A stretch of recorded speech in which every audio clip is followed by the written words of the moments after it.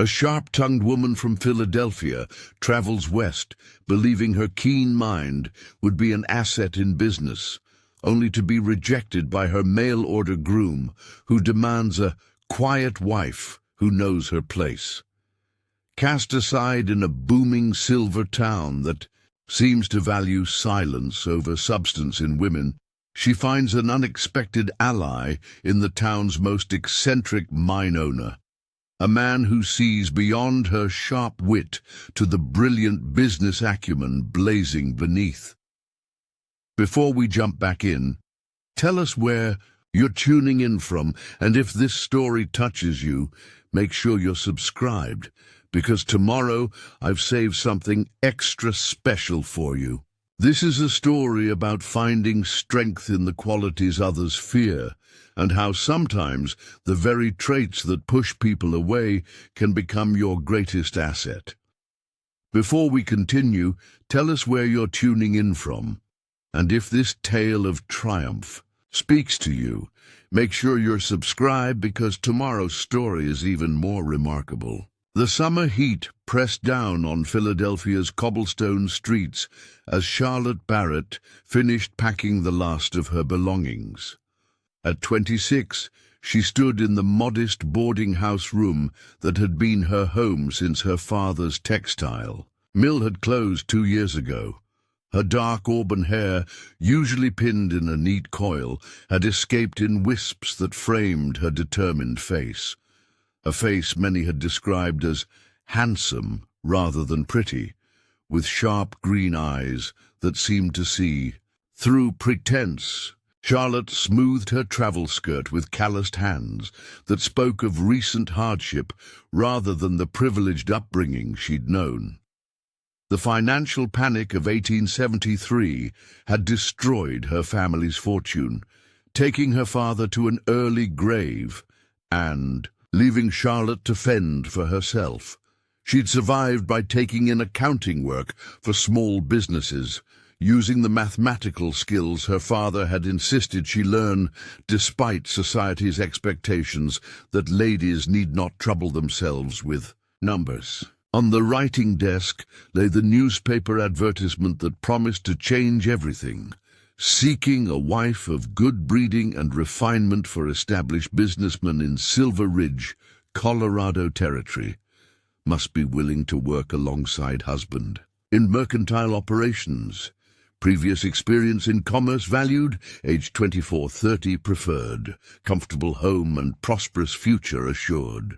Reply with detailed history and references to Mr. Harrison Wells, CEO, Silver Ridge Post Office, Colorado Territory.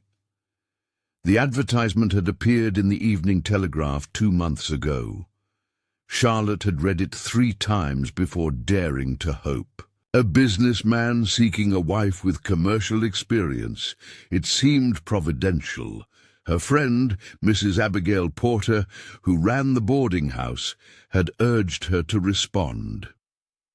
"Charlotte, you've a mind for business that would shame most men I know," Mrs. Porter had said while helping her draft the reply. "This Mr. Wells sounds like a practical sort who'd appreciate your capabilities." Charlotte had written honestly about her education at the Philadelphia Academy for Young Ladies, her years assisting her father with his textile business, and her current work as an accountant. She'd been equally forthright about her opinions on women's capacity for business, perhaps too forthright, she now wondered, as she fastened her traveling coat. But Mr. Wells had responded enthusiastically. His letters spoke of a growing general store, of the booming silver trade that brought daily opportunities, of his need for a partner as much as a wife. He described Silver Ridge as a town building, itself from wilderness and silver, where new fortunes were made by those with vision and vigor. "You have an hour before the train departs," Mrs. Porter said from the doorway, her kind face creased with concern. "Are you certain about this, Charlotte? Colorado Territory is a wild place, nothing like Philadelphia." Philadelphia was wild enough when the banks failed. Charlotte replied, securing her hat with a determined thrust of the pin. "Besides, what future have I here? Working as a clerk for pennies, watching my savings dwindle. Mr. Wells offers opportunity, respect for my abilities." Mrs. Porter sighed. "You've always spoken your mind, Charlotte. That served you well in business, but in marriage." She let the sentence trail off. "Mr. Wells knows who I am," Charlotte assured her. "His letters praised my directness, said he was weary of women who hid their thoughts behind false smiles. He wants a true partner." The journey west proved more arduous than Charlotte had imagined. 5 days on crowded trains, crossing landscapes that grew increasingly alien. The refined eastern cities gave way to raw frontier towns, civilized conversation replaced by the rough talk of miners and cattle. The men. By the time she boarded the stagecoach for the final leg to Silver Ridge, exhaustion had dulled her usual sharp observations. Silver Ridge announced itself first with smell, the acrid bite of ore processing mixed with pine sap and wood smoke. As the stagecoach rounded the final bend, Charlotte got her first glimpse of her new home. The town sprawled across a valley, its main street a muddy thoroughfare lined with hastily constructed buildings. Above it all loomed the silver mines, their structures clinging to the mountainside like mechanical spiders. "Silver Ridge!" the driver called out as they rolled to a stop before what appeared to be a combination hotel and saloon. End of the line for those brave or foolish enough to seek their fortune here. Charlotte gathered her skirts and stepped down into the mud, immediately regretting her choice of traveling boots. A crowd had gathered to meet the stage, mostly men in rough clothes, a few women in practical calico dresses that made Charlotte's tailored suit seem absurdly out of place. "Miss Barrett." A man stepped forward, tall and broad-shouldered, wearing a well-cut but practical suit. His clean-shaven face bore the weathered look of someone who spent time outdoors, and his brown eyes assessed her with open calculation. "Mr. Wells," Charlotte replied, attempting a smile despite her weariness. "I'm pleased to finally meet you in person.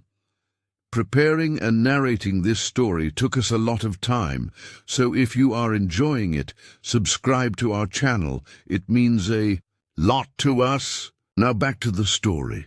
The pleasure is mine." He reached for her trunk, handling it easily. "I've arranged a room for you at Mrs. Callahan's boarding house. We'll have dinner at the hotel restaurant tonight to discuss arrangements." Something in his tone made Charlotte pause. There was none of the warmth she'd expected from his letters, none of the enthusiasm for their shared venture. But perhaps he was simply being proper, maintaining decorum in public. The boarding-house room was clean but sparse, a far cry from her Philadelphia accommodations. Charlotte washed away the worst of her travel dust and changed into her best evening dress, a deep green silk that complemented her eyes and had always given her confidence in business meetings. Looking in the cracked mirror, she wondered if she was overdressed for Silver Ridge, then dismissed the thought. First impressions mattered in business and marriage alike. Harrison Wells was waiting in the hotel dining room when she arrived precisely at 6. The room was surprisingly well appointed, with white tablecloths and decent china, evidence that Silver Ridge aspired to civilization despite its rough edges. "You look quite elegant," Wells said, as she took her seat, though his tone suggested this wasn't entirely a compliment.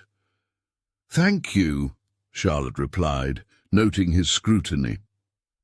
"I thought it appropriate for our first formal meeting." Wells signaled the waiter for service before turning his attention fully to her. "I've taken the liberty of ordering the beef." It's the best option here." Charlotte bit back her instinctive response that she preferred to choose her own meals. Instead, she nodded politely. "That sounds fine. I'm eager to discuss your business operations. Your letters mentioned expanding beyond general merchandise into mining supplies." Wells's expression shifted slightly. "Yes, well, we should perhaps discuss other matters first. There seems to have been some misunderstanding about the nature of our arrangement." A cold sensation settled in Charlotte's stomach. "Misunderstanding? Your letters were quite detailed about your business experience and your opinions on commerce," Wells said carefully. "I found them intellectually stimulating, but I'm afraid I may have given you the wrong impression about what I'm seeking in a wife." "You advertise for someone with commercial experience," Charlotte pointed out, her voice sharper than intended. "Someone to work alongside you in your business." "Yes, to assist with bookkeeping and inventory," Wells clarified. Not to offer opinions on business strategy or negotiate with suppliers. I need a helpmate, Miss Barrett, not a business partner." The waiter arrived with their plates, giving Charlotte a moment to collect her thoughts. When he departed, she leaned forward slightly. "Mr. Wells, your advertisement specifically mentioned valuing commercial experience. I was entirely honest about my capabilities and my expectations." "Perhaps too honest," Wells replied, cutting into his beef with precise movements. "Your letters revealed a woman of strong opinions. I had hoped that was merely the confidence of correspondence, that in person you would be more what?" Charlotte challenged, feeling her temper rise despite her best efforts. "More docile, more willing to pretend ignorance." Wells set down his knife and fork. "More appropriate for a frontier town, Miss Barrett. Silver Ridge isn't Philadelphia. The men here expect their wives to manage households, not ledgers, to support their husbands' decisions, not question them publicly." "You mean they expect their wives to be silent ornaments?" Charlotte said, abandoning any pretense of politeness. "I'm not interested in being anyone's ornament, Mr. Wells. I have a mind for business, a mind you claim to value in your letters." "Lower your voice," Wells hissed, glancing around the dining room where other patrons were beginning to take notice. "This is precisely what concerns me. A man in my position cannot have a wife who speaks so boldly. It undermines authority, creates gossip." Charlotte felt heat rise to her cheeks. "If you wanted a meek and mild bride, why did you respond so enthusiastically to my letters? Why bring me all this way under false pretenses?" "They weren't false pretenses," Wells protested, though he couldn't meet her eyes. "I did admire your intelligence, I thought. I thought you would understand the realities of frontier life, that you would adapt." "You mean you thought I would change who I am to suit your needs?" Charlotte corrected. She pushed her barely touch plate away. "I've been honest from the beginning, Mr. Wells. You're the one who's been deceptive." Wells's face hardened. "I'm trying to protect you from yourself, Miss Barrett. Silver Ridge is not kind to women who don't know their place. Your sharp tongue and bold manner will earn you nothing but trouble here." The finality in his voice left no room for negotiation. Charlotte straightened in her chair, summoning what dignity she could. "Then it seems we've both made a terrible mistake. What do you propose we do about it?" Wells appeared almost relieved by her directness. "I'll cover your accommodation at Mrs. Callahan's for 1 week. That should give you time to make arrangements to return east." "Return east?" Charlotte repeated, the reality of her situation beginning to sink in. I spent nearly everything I had on this journey.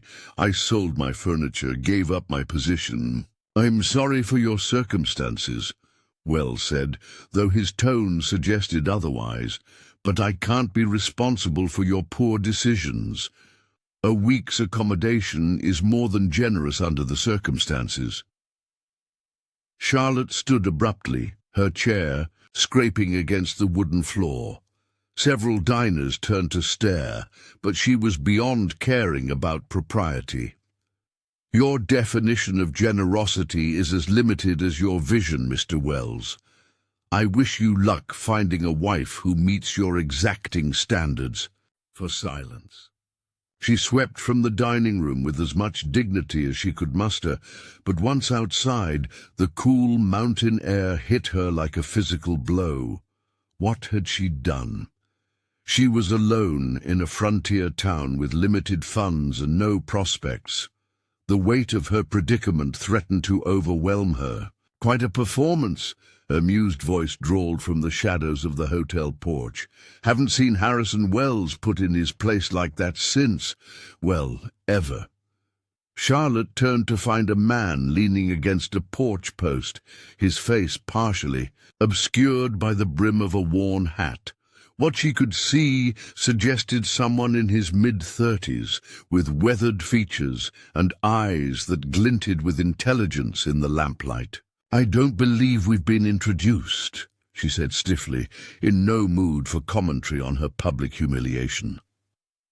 The man pushed off from the post and stepped into the light, revealing a lean face with high cheekbones and a slightly crooked nose that suggested it had been broken at least once. His clothes were an odd mixture, expensive boots and a fine vest paired with well-worn trousers and a coat that had seen better days. Elijah Stone, he said, touching his hat brim in a gesture that was more mocking than respectful. Owner of the Lucky Strike mine, and apparently witness to the shortest courtship in Silver Ridge history. Charlotte Barrett, she replied automatically, then added with a touch of her returning spirit, and it wasn't a courtship. It was a business arrangement that Mr. Wells misrepresented. Stone's eyebrows rose. Business arrangement? Now that's interesting. Most mail-order brides I've seen come here looking for security, not commerce. Then you haven't met many women like me, Charlotte said, starting to move past him. She was in no mood for another man's condescension. No, I haven't, Stone agreed, falling into step beside her. Which is precisely why I followed you out. Here. You see, Miss Barrett, I couldn't help but overhear your conversation with Wells, particularly the part about your head for business. Charlotte stopped walking. If you're about to offer me another marriage proposal, Mr. Stone, I should warn you that my tolerance for male presumption has reached its limit today. Stone laughed, a genuine sound that seemed to surprise even him. Marriage? Good Lord, no. I'm the last man in Silver Ridge looking for a wife. Bad for business, marriage, ties a man down, muddles his thinking. He studied her with renewed interest. No. What I'm offering is a job. A job? Charlotte repeated, suspicion warring with desperate interest. I need someone to manage the Lucky Strike's accounts, Stone explained. My current bookkeeper drinks more than he calculates, and I've lost 2 good contracts this month due to his errors. From what I overheard, you have experience with business finances. Charlotte's mind raced. This was unexpected, potentially providential, but also possibly too good to be true. I kept books for my father's textile mill and for several small businesses in Philadelphia after the crash. Stone nodded. The Panic of '73 destroyed a lot of good businesses back east. But out here, silver keeps flowing regardless of what those Wall Street bandits do. He pulled a watch from his vest pocket, checking the time. "Look, I need to get back to the mine tonight, but if you're interested, come by my office tomorrow morning. It's above the assay office on Main Street. We can discuss terms." "Why would you offer this to a complete stranger?" Charlotte asked, her natural skepticism asserting itself. "A woman you've just met, who you've seen behaving in what Mr. Wells would call an inappropriate manner." Stone's smile was crooked, matching his nose, "because Wells is a fool who can't see past his own narrow conventions. I heard a woman who speaks her mind, knows her worth, and isn't afraid to walk away from a bad deal. Those are qualities I value in business associates." He tipped his hat again, this time with genuine respect. "Besides, Miss Barrett, in Silver Ridge, we're all strangers trying to become something else. Good evening." He strode away before Charlotte could respond, leaving her standing in the dusty street with her thoughts in turmoil. A job offer from an eccentric mine owner was hardly the secure future she'd envisioned, but it was infinitely better than crawling back to Philadelphia in defeat. As she made her way to Mrs. Callahan's boarding house, Charlotte noticed details about Silver Ridge she'd been too anxious to observe earlier. Despite its rough appearance, the town pulsed with energy. Even at this hour, the saloons were bright with lamplight and loud with miners spending their wages. The assay office Stone had mentioned was still open, men lined up outside with ore samples. A newspaper office proclaimed itself the Silver Ridge Sentinel in bold letters, its windows showing evidence of recent expansion. This was a town in the making, Charlotte realized, a place where fortunes were being built by those bold enough to seize opportunities. Perhaps Harrison Wells had done her a favor with his rejection. Perhaps, like the silver hidden in these mountains, her true value needed the right conditions to be revealed. That night, in her sparse room at Mrs. Callahan's, Charlotte unpacked her father's old ledger, the one she'd kept from the textile mill's better days. She ran her fingers over his neat handwriting, remembering his lessons about business being as much about understanding people as understanding numbers. "Never apologize for seeing what others miss, Charlotte," he'd told her during one of their late-night sessions reviewing accounts. "And never let anyone convince you that intelligence is a liability." Tomorrow she would visit Elijah Stone's office. Tomorrow she would see if Silver Ridge had room for a woman who refused to be silent. The thought both terrified and exhilarated her. She'd traveled west seeking a partnership and been rejected for being too much herself. Now, unexpectedly, she had a chance to prove that herself was exactly enough. As she drifted towards sleep, Charlotte wondered about the strange man who'd offered her this opportunity. Elijah Stone seemed as much an outsider as she was, despite his success with the Lucky Strike mine. There was something in his eyes, a recognition perhaps of a kindred spirit who didn't quite fit the mold society tried to force them into. Whatever tomorrow brought, Charlotte knew one thing with certainty. She would not return to Philadelphia in defeat. She would not apologize for her sharp mind or her sharper tongue.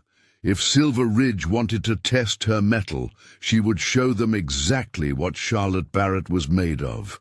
The mountain wind howled outside her window, carrying the distant sound of machinery from the mines. It sounded like a challenge, and Charlotte Barrett had never backed down from a challenge in her life. She wouldn't start now. Morning came with a cacophony of sounds Charlotte was still adjusting to.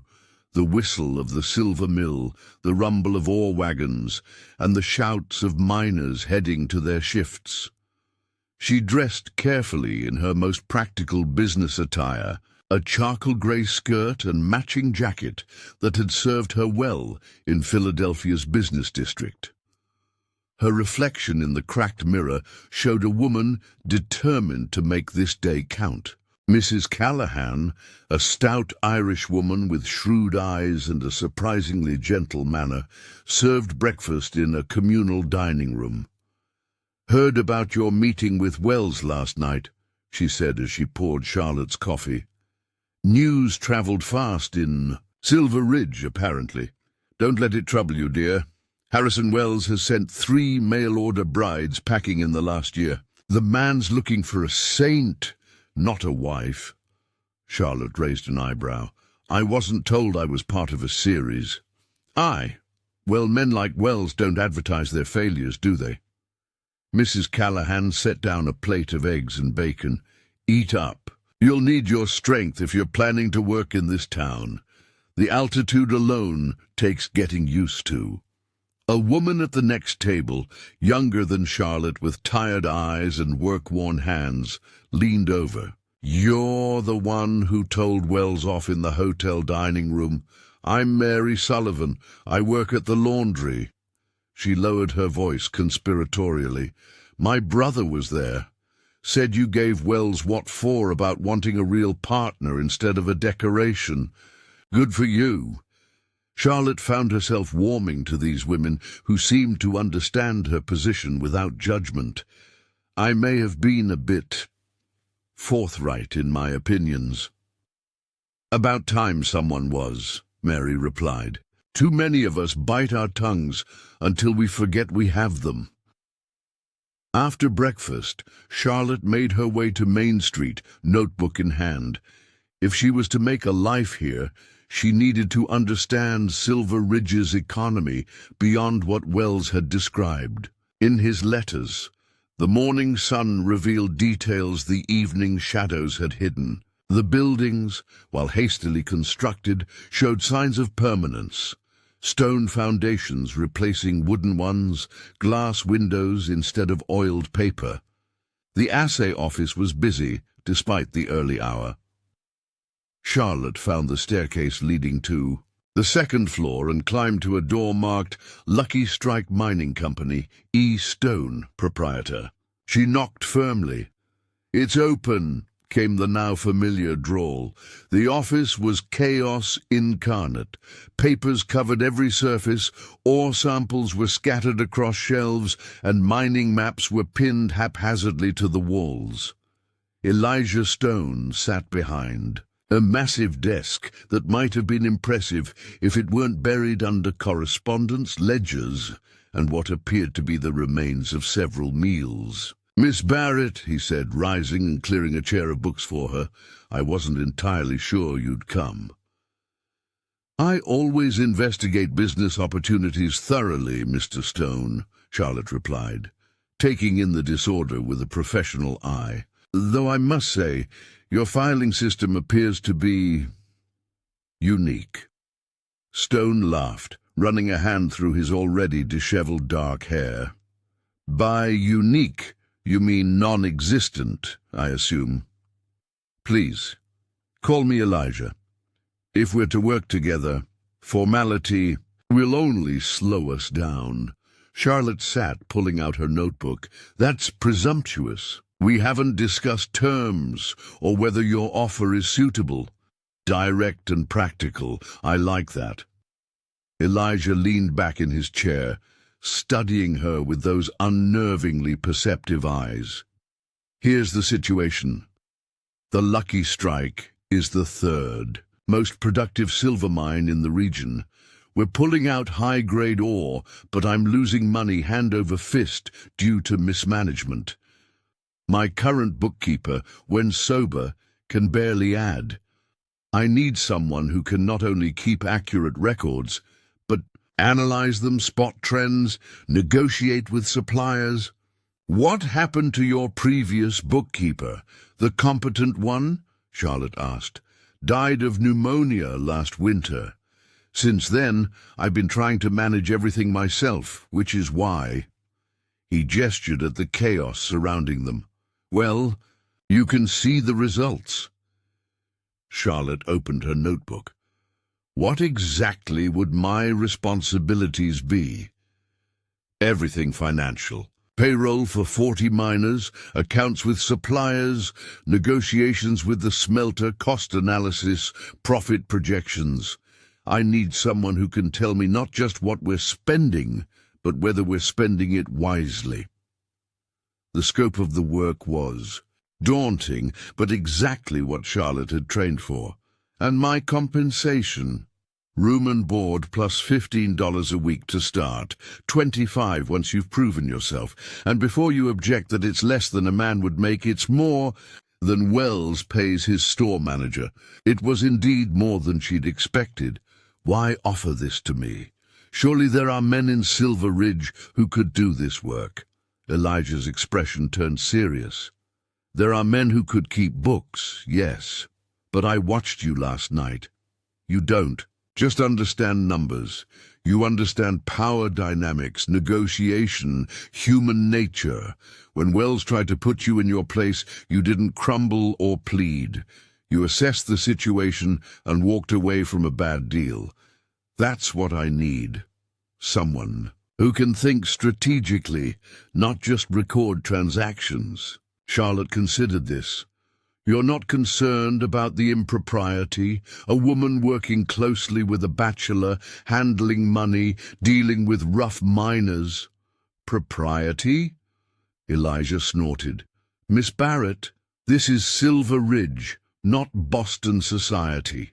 Half the saloon girls here make more than the mayor. What I care about is competence, not conventions. He paused, then added with surprising insight, besides, I suspect you spent your life being told what's proper for a woman to do. How's that worked out for you? The question struck deeper than he probably intended.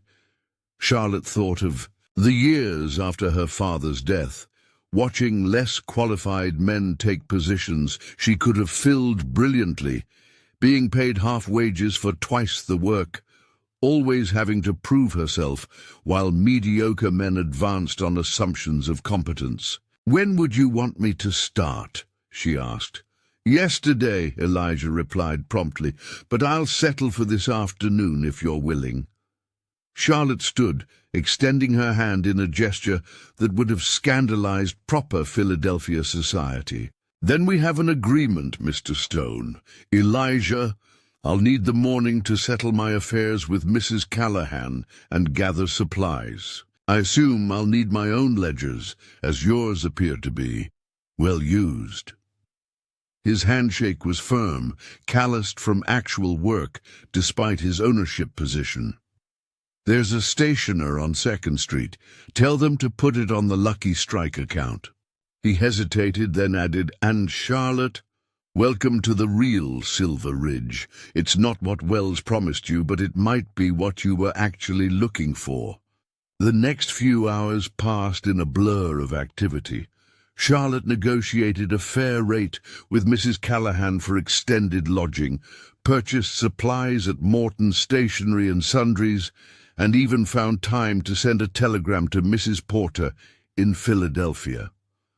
Situation changed. Not married, but employed. Details in letter to follow. Charlotte. When she returned to the Lucky Strike office that afternoon, she found Elijah attempting to sort through the mess on his desk. I thought I'd try to organize before you arrived, he said sheepishly, but I think I've made it worse. Step away from the papers, Charlotte commanded with mock severity. First rule of proper bookkeeping, never let the client attempt to help. Over the next several hours, Charlotte began to bring order to chaos. She established systems, created filing categories, and started the monumental task of reconstructing the mine's financial records from the scattered documents. Elijah watched with growing amazement as she transformed his office. You're like one of those new steam engines, he observed, as she efficiently sorted through months of receipts. All power and precision. Steam engines don't have to deal with spilled whiskey on invoices, Charlotte retorted, holding up a stained document. Was your previous bookkeeper drinking the profits, or just bathing in them? As the afternoon wore on, Charlotte began to understand the true state of the Lucky Strike's finances. Despite its productivity, the mine was hemorrhaging money through poor purchasing decisions, overpayment to suppliers, and what appeared to be outright theft. "You're being cheated," she announced bluntly as the sun began to set. "Your timber supplier is charging you 30% above market rate. Your dynamite costs are inflated, and someone, probably your drunk bookkeeper, has been skimming from the payroll." Elijah leaned forward, suddenly all business. "Can you prove it? Give me a week to fully reconstruct your books, and I'll prove everything." Charlotte tapped her pencil against a ledger. "The question is, what are you prepared to do about it?" "Whatever's necessary," he replied grimly. "I didn't claw the Lucky Strike out of a mountainside to let thieves and incompetents bleed it dry." The intensity in his voice made Charlotte look up. For the first time, she saw past his casual demeanor to the driven man beneath. Elijah Stone might dress like a vagabond and joke like a saloon regular, but there was steel in him, the kind that built empires in wilderness. "Good," she said, "because fixing this will require confrontation. Some of these suppliers have been taking advantage of you for months. They won't give up their profits easily. Then they'll learn what others have. I don't give up anything easily." Elijah stood, stretching muscles stiff from hours of sitting. "It's getting late. Let me walk you back to Mrs. Callahan's." Charlotte began to protest that she could manage alone, then stopped herself. This wasn't about propriety or her ability to navigate the streets. This was about establishing their working relationship in the eyes of the town. Being escorted by... Her employer sent a message. She was under his protection, part of his operation. The walk to the boarding house took them past the Silver Ridge Hotel. Through the dining room windows, Charlotte caught sight of Harrison Wells entertaining what appeared to be business associates. He saw her, too, his expression shifting from recognition to surprise as he noted her companion. "Wells looks like he swallowed a fish," Elijah observed with amusement. Probably wondering why the woman he rejected for being too outspoken is walking with the town's most notorious nonconformist. "Notorious?" Charlotte raised an eyebrow. "I have a reputation for unconventional business practices," Elijah admitted. "I pay my miners above standard wages, provide medical care, and most scandalously, I promote based on ability rather than connections. The other mine owners think I'm either crazy or dangerous." "Which are you?" "Both, probably," he grinned. "But it works. The Lucky Strike has the lowest turnover and highest productivity in the region. When you treat people as valuable, they tend to prove you right." They reached Mrs. Callahan's as the evening lamps were being lit. "Thank you for the opportunity," Charlotte said formally. "I won't disappoint you."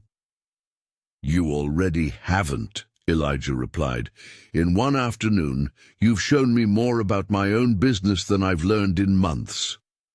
I have a feeling, Miss Barrett, that hiring you may be the smartest decision I've made since staking my claim." The next few weeks fell into a pattern that Charlotte found surprisingly satisfying. She arrived at the office early, before the morning shift change, and often worked late into the evening.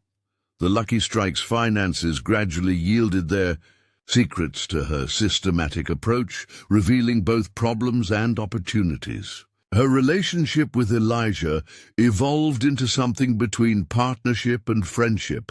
He had a brilliant mind for geology and engineering, but little patience for administrative details. She provided the structure and analysis his operation desperately needed. Their working style developed its own rhythm. She would present facts and figures, he would provide context about mining operations, and together they would develop strategies. "You're sure about this?" Elijah asked one morning, studying her analysis of their timber costs. "Jacobson's been supplying mines in this region for years." "The numbers don't lie," Charlotte replied, spreading out her carefully prepared charts. "He's charging you premium prices for substandard timber. Look at these breakage reports. Your support beams are failing at twice the rate of other mines." Elijah's face darkened. "That's not just theft, it's endangering my men." He stood abruptly. "Get your coat. We're paying Mr. Jacobson a visit." The confrontation at Jacobson's timber yard became legendary in Silver Ridge. Charlotte presented her evidence with cold precision, while Elijah's barely contained fury made it clear that legal action was the least of Jacobson's concerns if he didn't make immediate restitution. "You can't prove anything," Jacobson blustered, but his face had gone pale. "Actually, I can," Charlotte countered, producing receipts and quality reports. "I can prove fraud, breach of contract, and criminal negligence. Would you prefer we settle this privately, or shall I present my findings to the territorial marshal?" Within an hour, they had negotiated a settlement that included full restitution and a new contract at fair market rates. As they left, Elijah turned to Charlotte with undisguised admiration. "Remind me never to get on your bad side." Word of the confrontation spread quickly.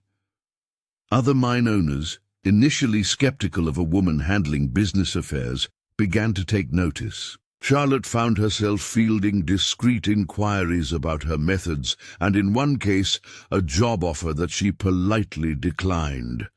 But not everyone was pleased with her success. Harrison Wells, in particular, seemed to view her visibility as a personal affront. Their paths crossed one afternoon outside the post office. "Miss Barrett," he said stiffly, "I hear you've been making quite a name for yourself." "Mr. Wells," she replied with equal formality. "I'm simply doing the job I was hired to do." "Yes, well, some would say you're overstepping the bounds of appropriate behavior for a lady." His tone carried clear disapproval. "Confronting businessmen, handling large sums of money, spending unchaperoned time with Mr. Stone." Charlotte felt her temper rise, but kept her voice level. "The same skills you initially claimed to value, Mr. Wells. Interesting how they become inappropriate when no longer under your control." Wells flushed. "I'm merely concerned for your reputation." "My reputation is my own concern," Charlotte replied coolly. "Good day, Mr. Wells." She reported the encounter to Elijah that evening as they reviewed the weekly accounts. He listened with growing irritation. "Wells is a hypocrite," he declared. "He wants the benefits of an intelligent woman's work, but only if he can take credit for it." He paused, studying her across the desk. "Does it bother you, the gossip?" Charlotte considered the question seriously. "Less than I expected. In Philadelphia, reputation was everything because I had so little else. No money, no influence, no protection. Here I have work that matters, wages I earn myself, and an employer who values my abilities. Let them gossip." "That's my girl," Elijah said approvingly, then seemed to catch himself. "That is, I mean—" An awkward silence fell between them, filled with unspoken acknowledgments. Over the weeks of working together, their relationship had developed undercurrents neither was quite ready to address.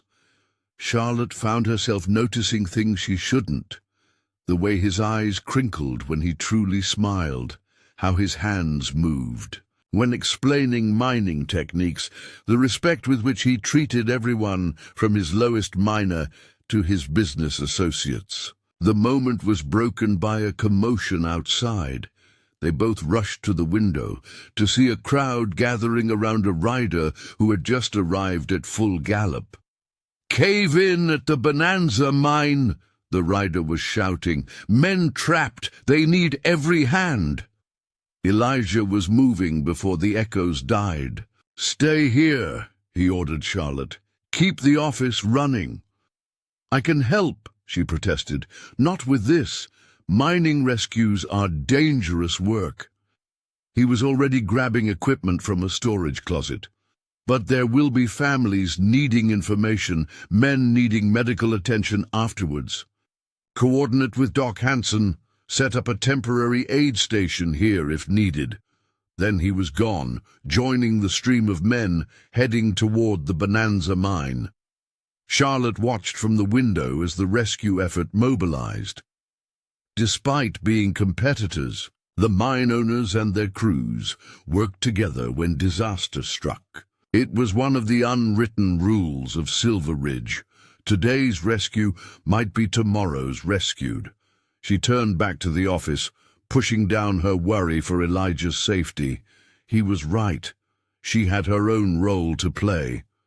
Within an hour, she had transformed the Lucky Strike office into an information center.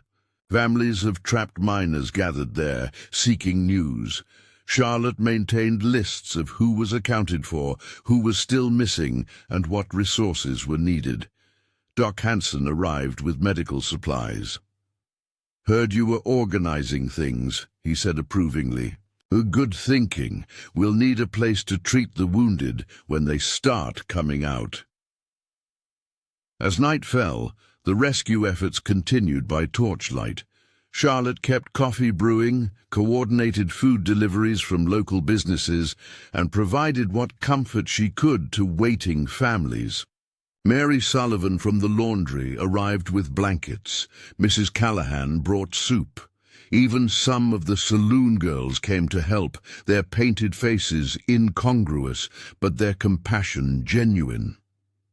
It was nearly midnight when Elijah returned, covered in rock dust and exhaustion. "We got them out," he announced to the assembled crowd. "All 12 men alive, though some are badly injured." A cheer went up, followed by tears of relief. As families rushed to the Bonanza site, Elijah collapsed into his office chair. "You look terrible," Charlotte said, handing him coffee. "Feel worse," he admitted. "But seeing what you've done here..." "Charlotte, you've turned a mining office into a community center. Do you have any idea how remarkable that is?" She shrugged, uncomfortable with praise. People needed a place to gather, to get information. It was just logical. "No," he said seriously, "it was leadership. You saw a need and filled it without hesitation." He reached out, taking her hand. "I've known from the start that you were brilliant with numbers. Tonight I saw that you're brilliant with people too." The touch of his hand sent an unexpected shiver through her. Covered in grime, exhausted from the rescue effort, he was still the most compelling man she'd ever known. Not handsome in the conventional sense, but alive with intelligence and purpose. "Elijah," she began, not sure what she intended to say. He seemed to understand her uncertainty because he squeezed her hand once and released it. "We're both exhausted. Let's deal with tomorrow when it comes." But tomorrow brought new challenges. The Bonanza cave-in had been caused by substandard timber supplied by Jacobson before Charlotte had exposed his fraud. Other mine owners, initially resentful of her interference in men's business, now sought her expertise in reviewing their own supplier contracts. "You've become the most popular woman in Silver Ridge," Elijah teased one morning as she prepared for yet another consultation, "though probably not in the way Harrison Wells expected when he brought you here." Charlotte smiled at the irony. Being rejected by Wells was the best thing that could have happened to me. If he'd accepted me, I'd be keeping household accounts and hosting tea parties instead of revolutionizing mining operations. "His loss, my gain," Elijah said softly, then quickly added, "The lucky strike's gain, I mean." These moments of near confession were becoming more frequent, dancing around feelings neither was quite ready to acknowledge. Charlotte told herself it was natural to develop affection for someone she worked with so closely. Elijah seemed equally determined to maintain professional boundaries, even as those boundaries blurred daily. The situation came to a head 6 weeks after Charlotte's arrival in Silver Ridge. She had just finished negotiating a new contract with a dynamite supplier, saving the Lucky Strike nearly 30% on explosives costs. Elijah had watched the entire negotiation with growing admiration. "That was masterful," he said, after the supplier left. "You had him agreeing to terms he swore he'd never accept. It's simply a matter of understanding what people really want versus what they say they want," Charlotte replied, organizing the contract papers. "Mr. Peterson needed to feel he was doing us a favor while actually giving us everything we demanded. Men often require such illusions." Elijah laughed. "And what illusions do I require, Miss Barrett?" She looked up, meeting his eyes directly. "The illusion that this is purely a business relationship, that we haven't been dancing around something else entirely for weeks now." The boldness of her statement hung in the air between them. Elijah's expression shifted from surprise to something more intense. "Charlotte," he said, moving around the desk toward her, "I've been trying to be professional, to not take advantage of our situation." "I'm not a delicate flower in need of protection," she interrupted. "I'm a woman who knows her own mind, and right now my mind is telling me that what's developing between us is more than professional respect." He stopped inches from her, close enough that she could see the flecks of gold in his green eyes. "You're right," he admitted. "I've been fooling myself. From the moment I heard you tell Wells exactly what you thought of his narrow-mindedness, I was intrigued. Working with you these weeks, seeing your brilliance, your courage—" He reached out, gently touching her cheek. "I'm not a man who believes in fate, but sometimes the universe puts exactly the right person in your path." Charlotte leaned into his touch, her heart racing. Even if that person was originally intended for someone else. "Especially then," Elijah murmured, closing the distance between them. The kiss, when it came, felt like the inevitable conclusion to weeks of growing tension. It was tender, yet passionate, speaking of possibilities neither had dared voice before. When they finally parted, Charlotte found herself breathless. "This complicates things," she said, trying to regain her composure. "Wonderfully so," Elijah agreed, his arms still around her waist, "though we should probably discuss what it means for our working relationship." "It means," Charlotte said firmly, "that I continue to manage your finances, challenge your decisions when necessary, and occasionally kiss you when the mood strikes. If you can handle a woman who speaks her mind in the boardroom, you can handle one who speaks her heart elsewhere." Elijah's smile was radiant. "Charlotte Barrett, you are consistently more than any man deserves, and exactly what this particular man needs. Their relationship shifted after that, though they maintained professional decorum during business hours. The town, always alert to gossip, soon noticed the change. Reactions varied from approval to scandal, but Charlotte found she cared less about public opinion than she ever had in Philadelphia. As autumn painted the mountains surrounding Silver Ridge in brilliant golds and reds, Charlotte's influence at the Lucky Strike mine expanded beyond mere bookkeeping. She implemented a revolutionary system of worker incentives based on productivity and safety records, drawing from her father's textile mill experience but adapting it to mining operations. The results were extraordinary. Accident rates plummeted while output increased. "You should see the other owners' faces when I present our monthly figures," Elijah told her one evening as they worked late in the office. "They can't understand how we're producing more ore with fewer accidents. Peterson actually accused me of falsifying reports." Charlotte looked up from her ledger, lamplight catching the auburn highlights in her hair. "Let me guess, he's the same one who called me that uppity Eastern woman at the Merchants Association meeting." "The very same. Though after you exposed his kickback scheme with the railroad freight agent, he's been notably quieter." Elijah leaned back in his chair, watching her with unconcealed admiration. "You've been here 3 months, Charlotte, and you've already transformed not just my operation, but the entire town's business practices." "Change always meets resistance," she replied philosophically. "But numbers don't lie, and profit speaks louder than prejudice."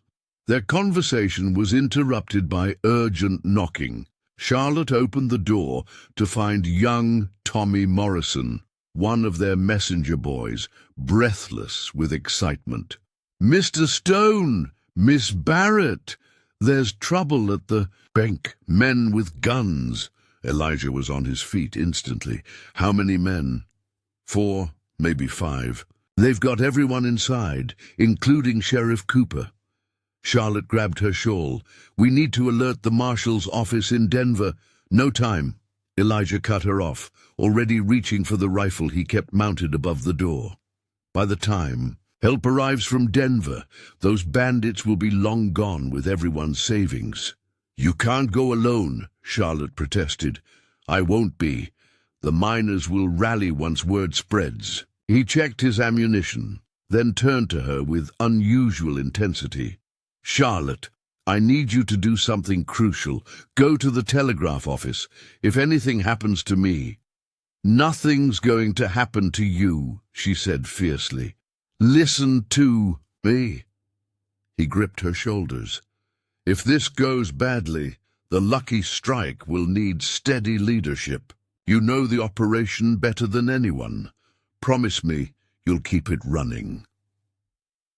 The weight of what he was asking settled over her. This wasn't just about business continuity. It was about preserving everything they'd built together, about protecting the livelihoods of 40 miners and their families. "I promise," she said. "But Elijah, please be careful." He kissed her quickly but thoroughly. "Always am. Now go." Charlotte ran to the telegraph office, her mind racing through contingency plans. She sent wires to the Denver marshal's office and to Elijah's attorney in Colorado Springs, establishing a paper trail in case the worst happened. Then, defying Elijah's instructions to stay safe, she headed toward the bank. The scene that greeted her was chaos-controlled. The bandits had taken over Silver Ridge's only bank, holding at least 20 townspeople hostage inside. Elijah had rallied not just his miners, but men from competing operations, a testament to the respect he'd earned across rival companies.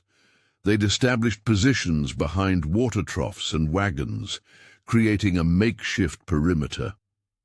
Charlotte spotted Mary Sullivan crouched behind a horse trough, her laundry delivery cart abandoned in the street.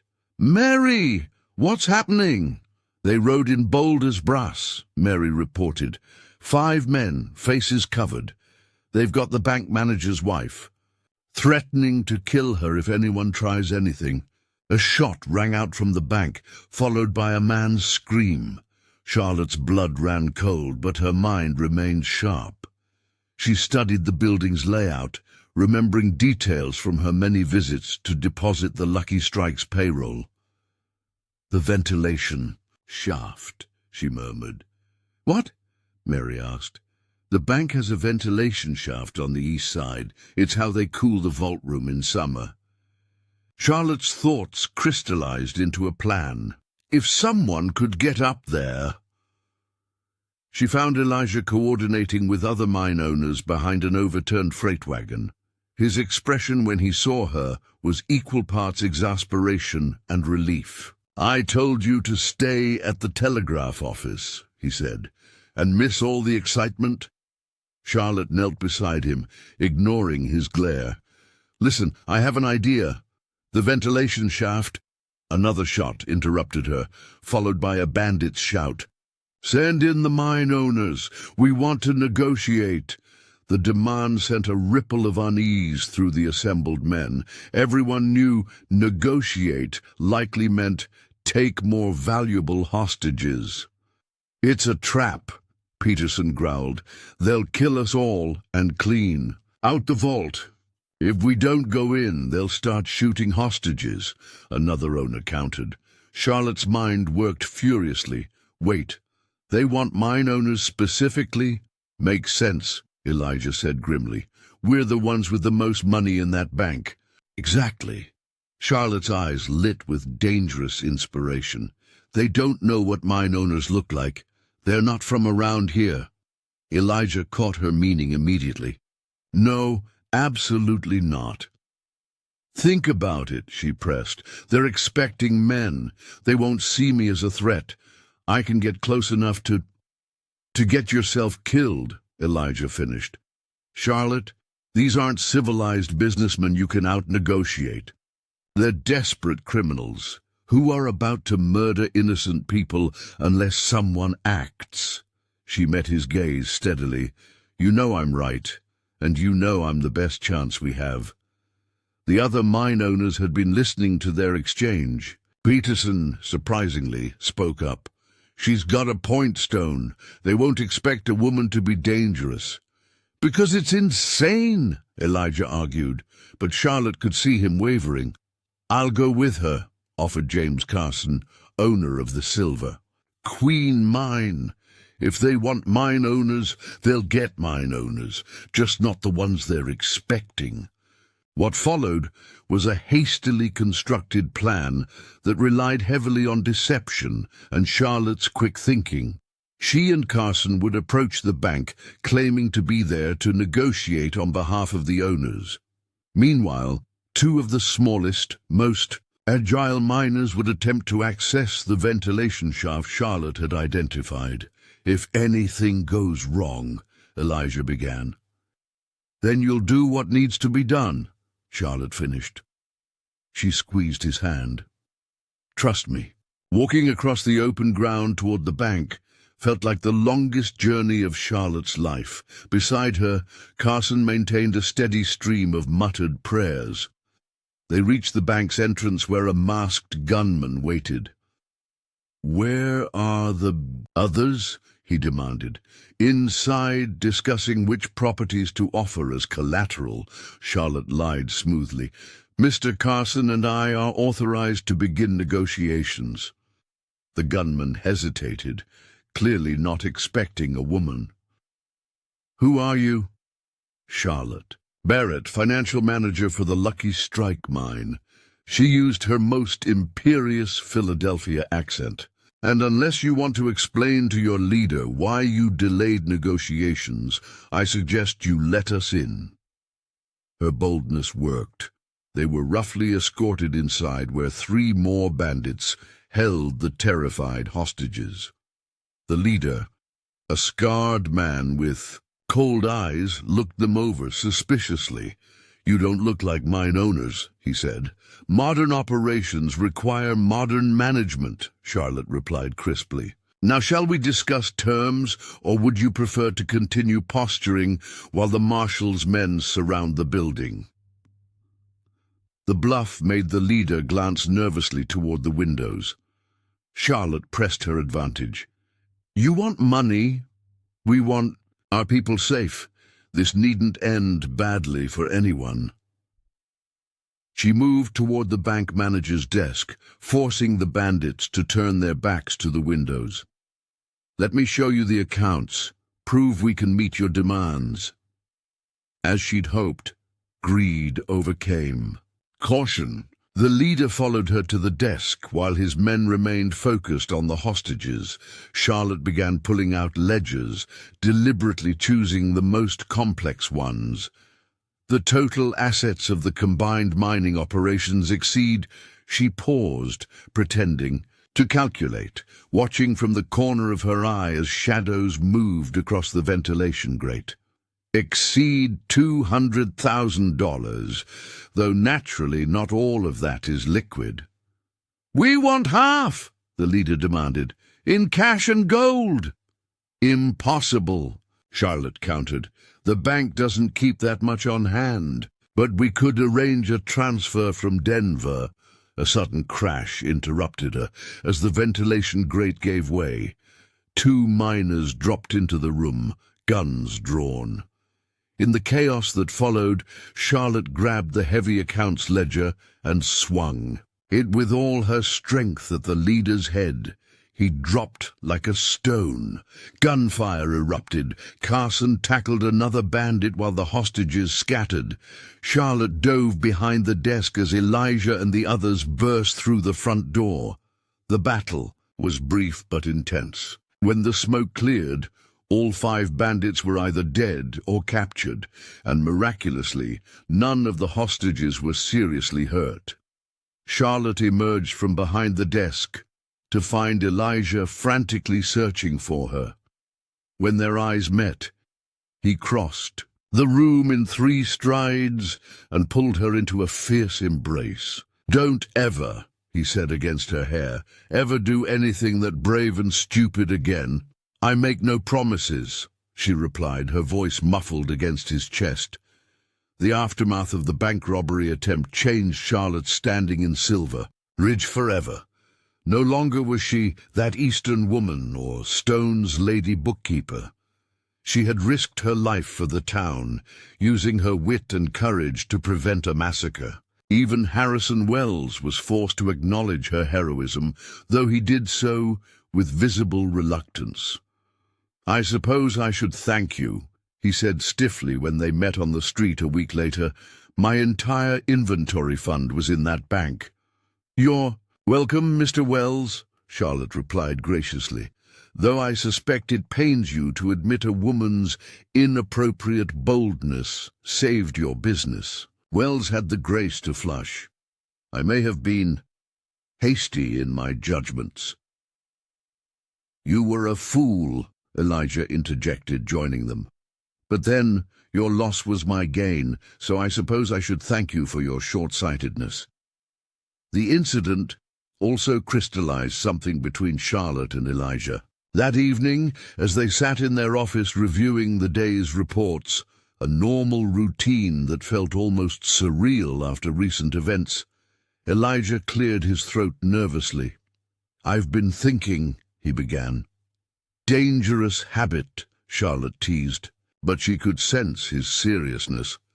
"About partnerships. Business partnerships, yes, but also life partnerships." He reached into his desk drawer and withdrew a small velvet box. "Charlotte Barrett, you came to Silver Ridge seeking a marriage of convenience and found a partnership of equals.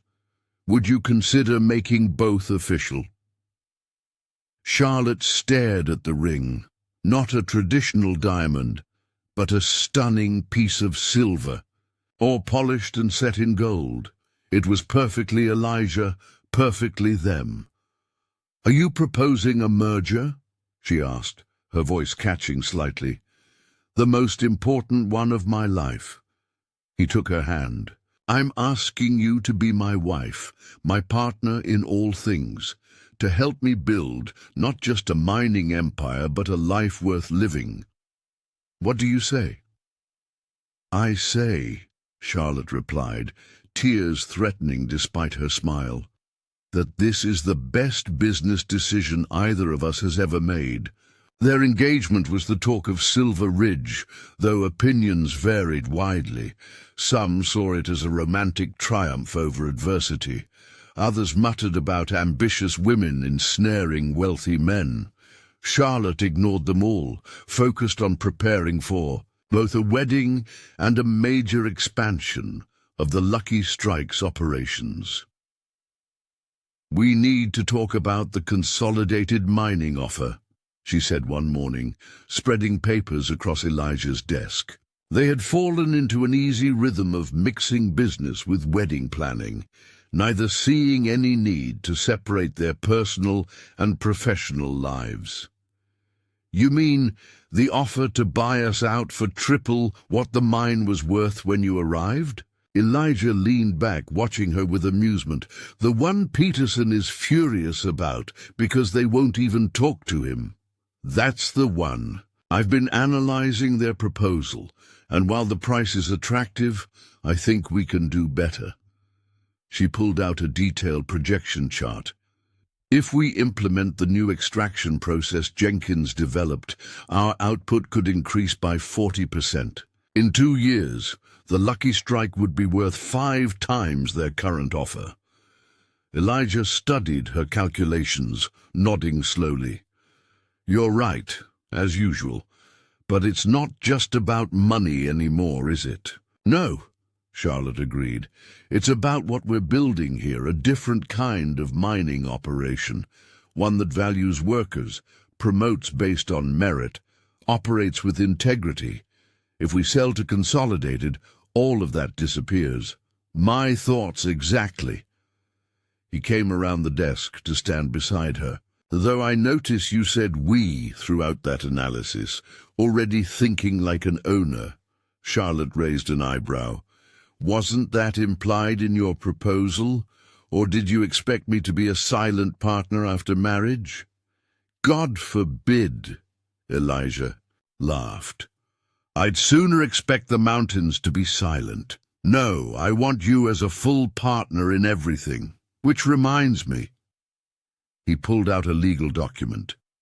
"I had Reynolds draw this up. Equal ownership of the Lucky Strike, effective on our wedding day." Charlotte read through the document carefully, her throat tightening with emotion. In an era when married women typically lost all property rights to their husbands, Elijah was legally guaranteeing her equal status. "This is unprecedented," she managed. "So are you," he replied simply. "I didn't fall in love with a conventional woman. Why would I expect a conventional marriage?" Their wedding took place on a crisp December morning, with the entire town in attendance. Charlotte wore a gown of her own design, elegant but practical, in deep blue rather than traditional white. Mary Sullivan stood as her maid of honor, while Doc Hanson gave her away. "Never thought I'd see the day Harrison Wells attended your wedding," Mary whispered as they prepared to walk down the aisle. "He's not here for me," Charlotte replied. "He's here because snubbing the owners of the Lucky Strike would be bad business. Besides, I think he's still hoping Elijah will come to his senses and send me back east." "Fat chance of that," Mary grinned. "Anyone can see Elijah Stone would move mountains for you." The ceremony was simple but moving. When it came time for vows, Charlotte and Elijah had written their own, another break from tradition that set tongues wagging. "Charlotte," Elijah said, his voice carrying clearly through the packed church, "you came into my life like a force. of nature, turning chaos into order, challenges into opportunities. You saw potential where others saw problems, value where others saw liability. I promise to always see you as you truly are, brilliant, brave, uncompromising. I promise to be your partner in all things, to support your dreams as fiercely as you've supported mine, and to never ever ask you to be less than you are. Charlotte's response was equally heartfelt. Elijah, when I came west, I thought I was seeking security and convention. Instead, I found freedom in partnership with a man who values my mind as much as my heart. You gave me opportunities when others offered only obstacles. I promise to stand beside you in success and failure, to challenge you when needed, support you always, and to help build a legacy that reflects the best of both of us. After the ceremony, the reception at the Silver Ridge Hotel became the social event of the season. Even competitors who had initially resented Charlotte's influence couldn't deny the positive changes she'd brought to the town's business climate. Your wife has cost me a fortune in fair wages and honest dealings, Peterson grumbled good-naturedly to Elijah as the evening progressed. But I suppose my workers are less likely to strike now, so there's that. Adaptation is the key to survival, Peterson, Elijah replied, watching Charlotte charm a group of Denver investors. Though I'd be careful about calling her my wife in that tone. She's likely to remind you that she's her own woman who happens to be married to me. Peterson followed his gaze. She's certainly changed things around here. Can't decide if it's for better or worse. Better, said Sheriff Cooper, joining them. Crime's down since she organized the Business Owners Association. Turns out fair wages and honest dealings reduce desperation. As if sensing their attention, Charlotte looked up and caught Elijah's eye across the room.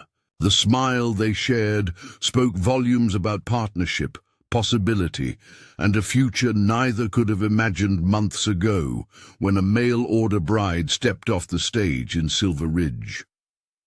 Later that night, in the suite Elijah had reserved for their wedding night, Charlotte stood at the window overlooking the town that had become her home. Lights twinkled in the valley below while the mountains rose dark and majestic against the star-filled sky.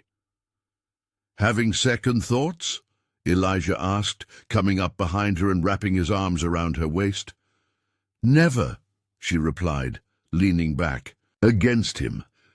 I was just thinking about how differently this all turned out. I came here prepared to be a shopkeeper's wife, to keep quiet and keep books.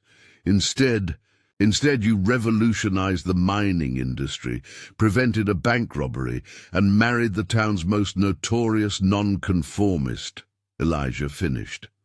Not bad for 6 months' work. Charlotte turned in his arms. Do you ever wonder what would have happened if Wells had accepted me, if I'd become the docile wife he wanted? Frequently, Elijah admitted, and every time I thank whatever fate or fortune brought you to that hotel dining room at exactly the right moment for me to overhear. Though knowing you, you'd have eventually scandalized Wells into letting you go anyway. Probably, Charlotte. Agreed. I've never been good at being less than I am. And that, Elijah said, kissing her softly, is exactly why you're perfect.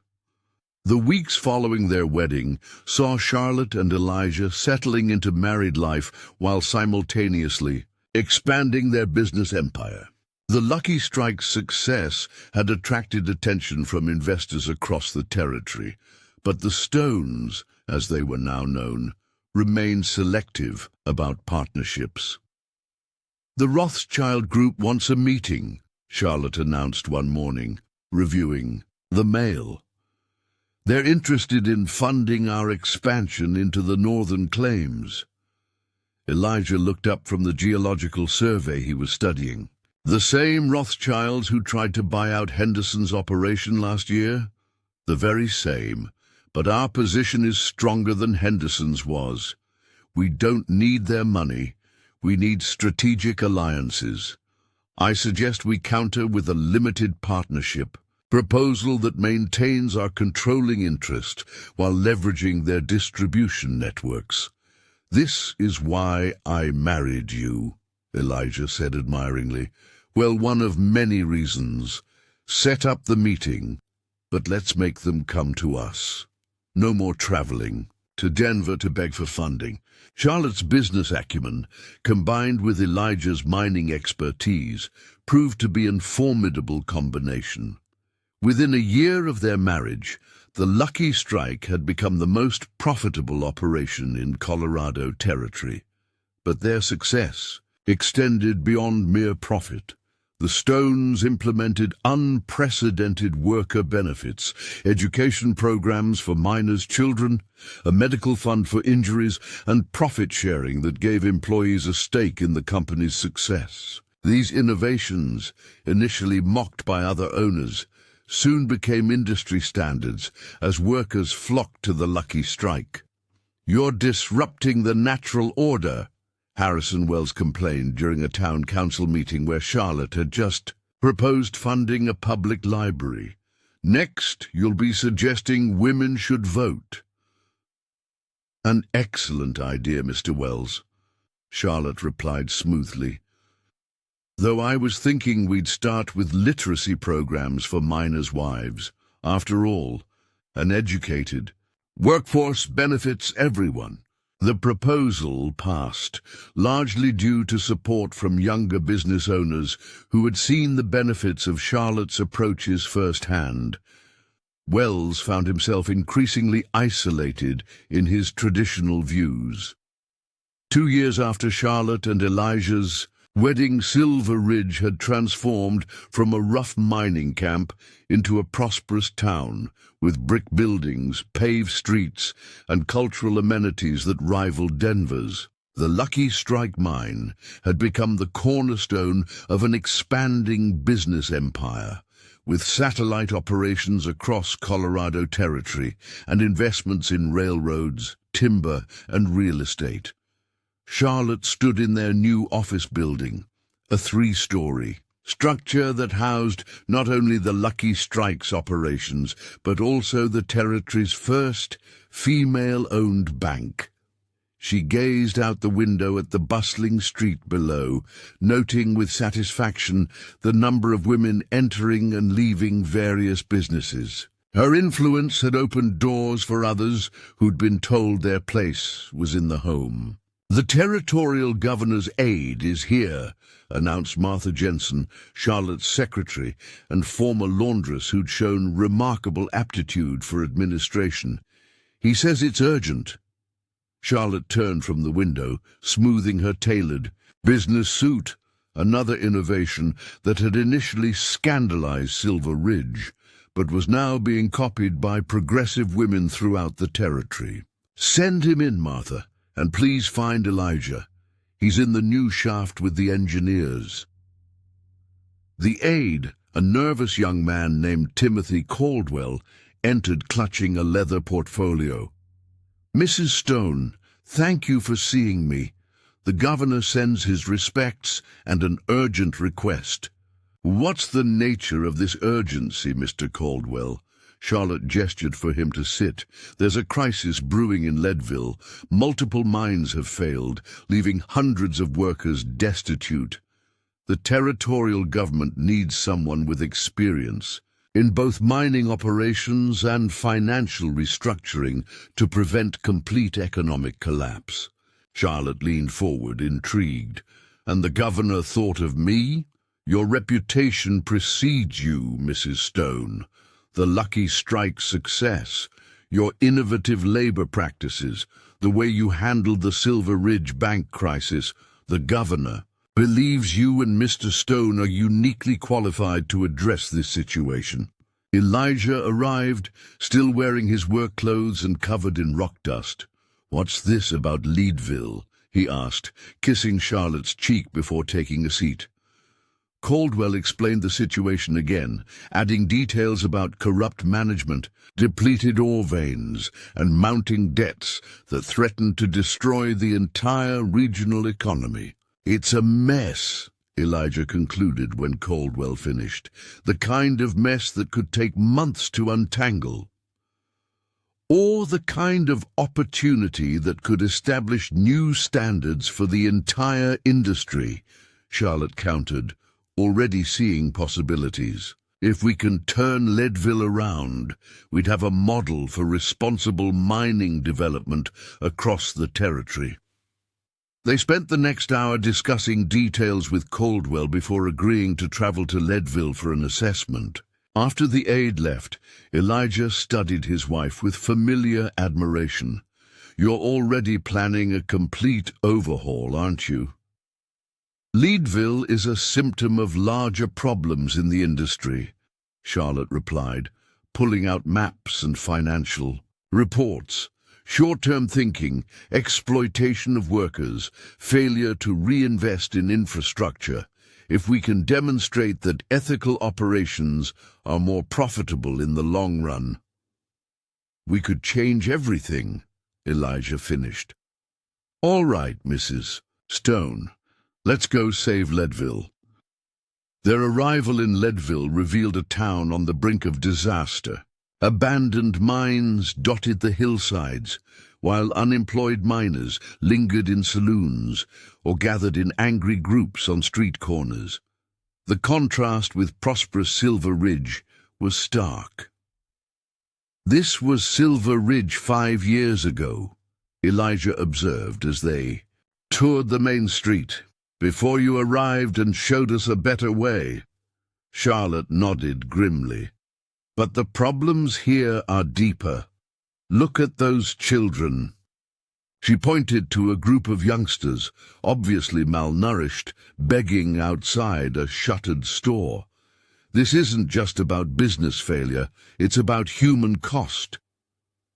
They set up operations in the town's largest hotel, commandeering the ballroom as a temporary office. Word spread quickly about their presence, and within hours, delegations began arriving, mine owners seeking bailouts, workers demanding back wages, creditors threatening legal action. "We need complete financial transparency from everyone involved," Charlotte announced at the first public meeting. "No more hidden debts, no more creative accounting. If you want our help, you'll open your books completely." The resistance was immediate and fierce. Several mine owners stormed out, declaring they'd rather face bankruptcy than submit to female meddling. But others, seeing no alternative, reluctantly agreed. Over the next weeks, Charlotte and Elijah uncovered a web of corruption that extended to the highest levels of local government. Mines had been gutted of valuable ore while reporting minimal yields, with profits disappearing into private accounts. Workers had been systematically cheated, paid in company scrip worthless outside. Mining camps. "This isn't just mismanagement," Charlotte told Elijah one evening as they reviewed documents. "It's organized crime." "Which means we're not just fighting business rivals," Elijah replied grimly. "We're threatening people who won't hesitate to use violence." The threat materialized sooner than expected. Returning to their hotel one night, they found their room ransacked, with a note pinned to the pillow. "Leave Leadville, or leave in a coffin." "We should hire security," Elijah insisted, but Charlotte had a different idea. "No, we hire the miners themselves. Give them a stake in protecting the investigation that could save their livelihoods." The strategy proved brilliant.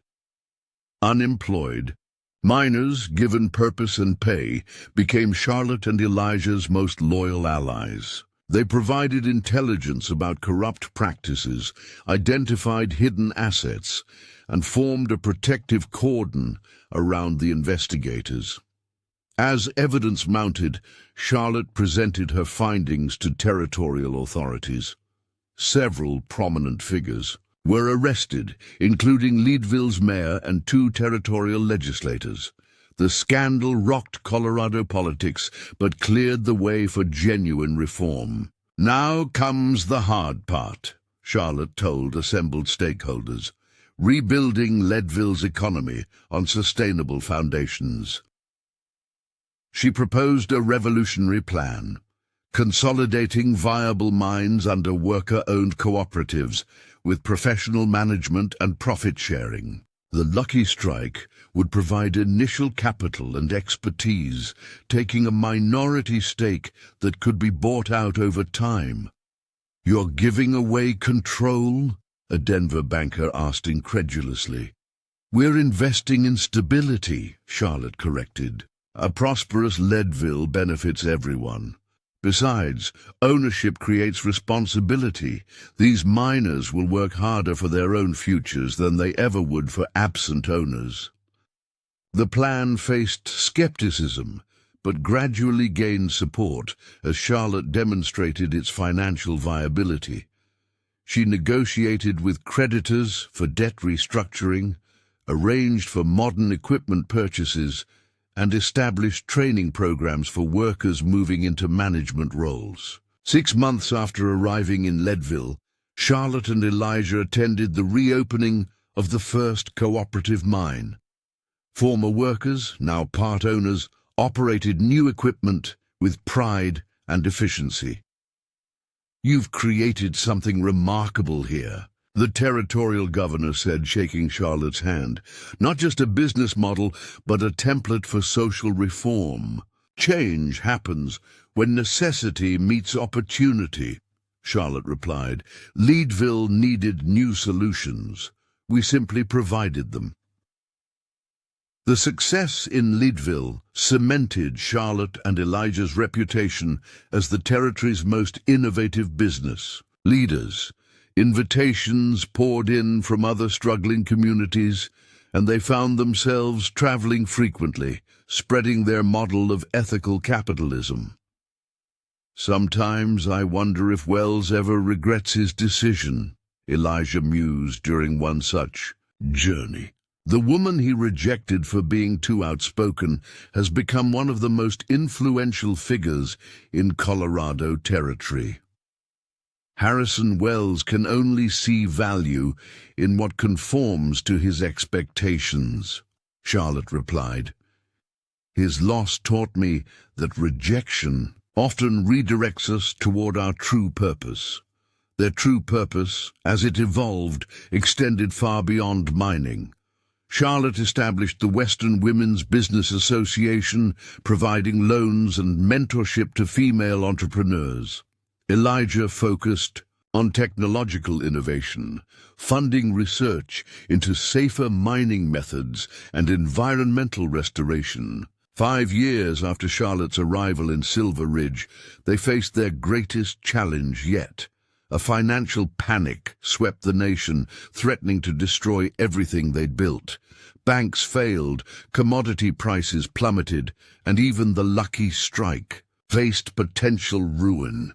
"We're over-leveraged," Charlotte admitted during an emergency board meeting. "The Leadville investments, the cooperative mines, the social programs, they're all draining capital we need to survive this crisis." "So we abandon them?" asked one investor. "Cut our losses and preserve the core business?" "No," Elijah said firmly. "We find another way. Charlotte?" She stood, moving to the chalkboard where she'd prepared complex calculations. "We restructure everything, convert debt to equity, bring workers into ownership positions, create a network of mutually supporting enterprises that can weather the storm together." It was their boldest move yet, essentially creating an economic ecosystem that could function independently of national financial markets. The plan required every ounce of Charlotte's financial genius and Elijah's leadership skills. You're betting everything on the loyalty of workers and the strength of community ties, another board member observed. I'm betting on people, Charlotte corrected. The same people who stood with us during the bank robbery, who protected us in Leadville, who've made our success possible. They won't abandon us now. She was right.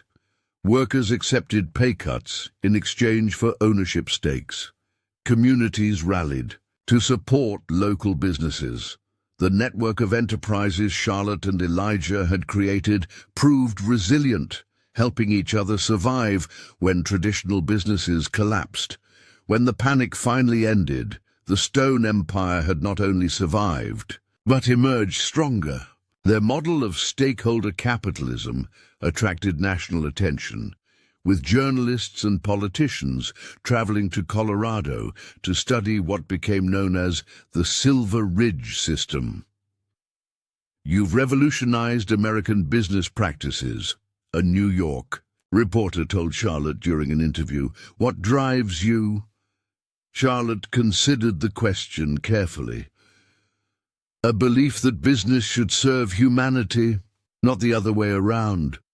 When I came west, I was seeking a traditional marriage that would provide security through conformity. Instead, I found a partnership that offered freedom through innovation. That lesson shapes everything we do. The interview, published nationally, sparked a movement. Women across America began demanding access to business education and opportunities. Progressive companies adopted profit-sharing and worker ownership programs. Universities started teaching the Silver Ridge system as a new model of industrial relations. On their 10th wedding anniversary, Charlotte and Elijah stood on the balcony of their Denver mansion, looking out over a city they'd helped transform. The Lucky Strike remained their flagship, but their influence extended across industries and regions. Not bad for a mail-order bride who talked too much, Elijah teased, wrapping his arms around her. Or for an eccentric mine owner who saw possibility where others saw problems, Charlotte replied, leaning into his embrace. Do you ever think about how different life would have been if Wells had accepted you? Charlotte turned to face him. Every day, and every day I'm grateful he didn't. His rejection led me to my true partner, my true purpose. I came west, seeking a small life of quiet compromise. Instead, I found a grand adventure of loud achievement. Speaking of achievement, Elijah said, I have an anniversary present for you. He handed her an envelope. Inside, Charlotte found documents establishing the Barrett Stone Foundation, endowed with a significant portion of their fortune to support women's education and entrepreneurship. It's perfect, she said, tears in her eyes. But I thought we agreed no grand gestures this year. This isn't just from me, Elijah explained. The board voted unanimously to create this foundation. Apparently, even our most conservative investors now believe supporting women's advancement is good business. Because it is, Charlotte said firmly. When you unlock half of humanity's potential, everyone benefits. As they prepared to attend their anniversary celebration, a gathering of business leaders, politicians, and social reformers from across the nation, Charlotte reflected on her journey. The sharp-tongued woman from Philadelphia, who'd been rejected for speaking her mind, had become a voice for progress, inspiring changes that would reshape American society. You know what I'm most proud of? She asked Elijah as they descended the grand staircase. Building a business empire, revolutionizing labor relations, advancing women's rights, finding a partner who never asked me to be less than I am, Charlotte replied. Everything else followed from that. The celebration that evening became legendary. Telegrams arrived from presidents and prime ministers. Competitors offered toasts to the couple who'd forced an entire industry to evolve. Workers presented handcrafted gifts, expressing gratitude for opportunities they'd never imagined possible. Harrison Wells attended, now a diminished figure in Silver Ridge's growing prosperity. He approached Charlotte during the reception, looking older than his years. "Mrs. Stone," he said formally, "I owe you an apology." "For what specifically, Mr. Wells?" Charlotte asked, not unkindly, but with characteristic directness. "For failing to see your value, for mistaking strength for inappropriateness, for everything." Charlotte studied him for a moment. "Your rejection was the greatest gift you could have given me, Mr. Wells. It taught me that my worth isn't determined by others' limitations. I hope you've learned something too." "I have," he admitted, though the lesson was expensive. As the evening progressed, Charlotte found herself the center of attention. Young women seeking advice, business leaders requesting consultations, reformers proposing collaborations. Through it all, Elijah remained at her side, his pride in her achievements evident to all. "They're calling you the woman who changed the West," he whispered during a brief, quiet moment. "We changed it together," she corrected. "I had ideas. You had the courage to implement them." "No, Charlotte, you had the courage to voice them. I simply had the wisdom to listen." Their legacy continued to grow. The Barrett Stone Foundation funded hundreds of women-owned businesses. The Silver Ridge system spread across industries. Laws changed to protect workers' rights and promote fair business practices. 20 years after stepping off that stagecoach, Charlotte Barrett Stone stood before Congress, testifying in support of national labor reform legislation based on their Colorado experiments. Senators who might once have dismissed her as too outspoken now listened intently. "The principles we've proven in Colorado can work nationwide," she declared. "Fair wages, profit sharing, worker ownership, these aren't radical ideas. They're practical solutions to economic inequality." The legislation passed, marking another victory for the movement Charlotte and Elijah had started. As they left the Capitol, arm in arm, Charlotte smiled at the young women following their progress with admiring eyes. "Remember," she called back, to them, "your voice is your power. Never let anyone convince you to whisper when you need to shout." "Still inspiring revolution wherever you go," Elijah observed fondly. "Just living the truth we discovered together," Charlotte replied. "That sometimes the very qualities others fear in us are exactly what the world needs most." Their carriage rolled through Washington streets toward the train station, where a private car would take them back to Colorado, back to the mountains, where a rejected mail-order bride had found her voice, her purpose, and her perfect partner in unlikely circumstances. "Do you have any regrets?" Elijah asked as they settled into their compartment. Charlotte considered the question, thinking of all they'd accomplished, all the lives they'd changed, all the barriers they'd broken. "Only one," she said finally. "What's that?" "That I didn't speak up sooner, louder, more often in those early years. Imagine what we might have accomplished with a head start." Elijah laughed, pulling her close. "My dear, you've accomplished more in 20 years than most achieve in lifetimes. And we're not done yet." "No," Charlotte agreed, watching the landscape roll by as they headed home. "We're just getting started." And as the train carried them west, toward the mountains that had witnessed their unlikely romance and unprecedented partnership, Charlotte Barrett Stone knew that the greatest adventure still lay ahead. For a woman who refused to be silenced and a man who celebrated her voice, there would always be new frontiers to conquer, new minds to change, new possibilities to explore. The sharp-tongued mail-order bride from Philadelphia had indeed found her place in the world, not as a quiet helpmate in a general store, but as a force of nature reshaping the American West. And somewhere in Silver Ridge, Harrison Wells was still learning that his greatest mistake had been everyone else's greatest opportunity. Up next, you've got two more standout stories right on your screen. If this one hit the mark, you won't want to pass these up.